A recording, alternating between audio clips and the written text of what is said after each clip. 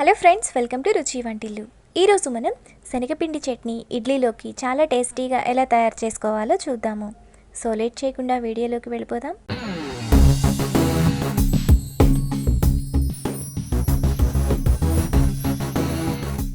శనగపిండి చట్నీ తయారు చేయడానికి కావలసిన పదార్థాలు: శనగపిండి 4 టేబుల్ స్పూన్స్, ఉల్లిపాయ 1, పచ్చిమిరపకాయలు 2, టమాటా 1, సన్నగా తరిగిన అల్లం 1 టీ స్పూన్, చింతపండు 3 రెప్పలు. ముందుగా చింతపండును నీళ్ళలో వేసుకొని రసం తీసుకోవాలి. కారం 1 టీ స్పూన్, పోపు దినుసులు 1 టేబుల్ స్పూన్, పసుపు 1/2 teaspoon, oil 1 tablespoon, కొత్తిమీర కరివేపాకు కొద్దిగా, ఉప్పు తగినంత. శనగపిండి చట్నీ తయారు చేసుకునే విధానం: ముందుగా ఒక బౌల్ తీసుకొని అందులో శనగపిండి, ఉప్పు, పసుపు, కారం, కొత్తిమీర, చింతపండు రసం వేసుకొని ఉండలు లేకుండా పిండిని కలుపుకోవాలి.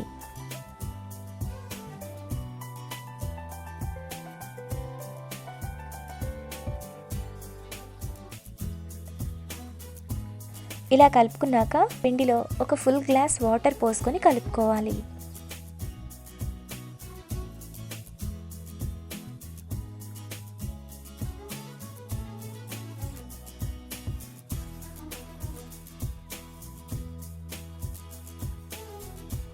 ఇలా కలిపాక పక్కన పెట్టుకోవాలి.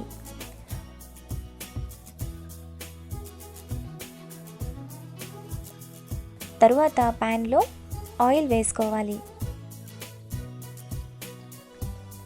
ఆయిల్ వేడయ్యాక పోపు దినుసులు వేసుకొని ఫ్రై చేసుకోవాలి.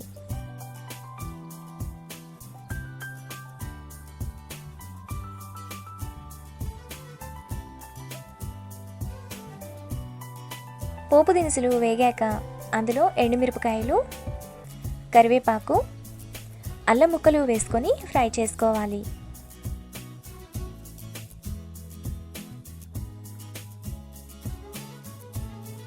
పోపు అంతా వేగిన తర్వాత ఉల్లిపాయలు, పచ్చిమిరపకాయలు వేసుకొని ఫ్రై చేసుకోవాలి.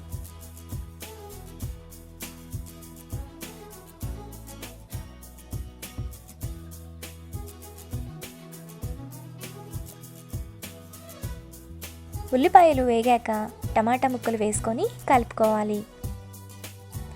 టమాటాను సాఫ్ట్గా అయ్యేంత వరకు కలుపుకోవాలి.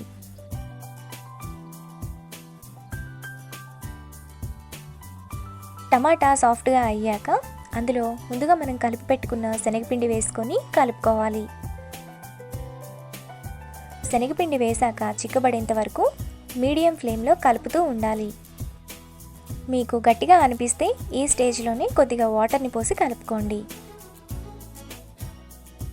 శనగపిండి చట్నీ ఈ కన్సిస్టెన్సీలో ఉంటే సరిపోతుంది.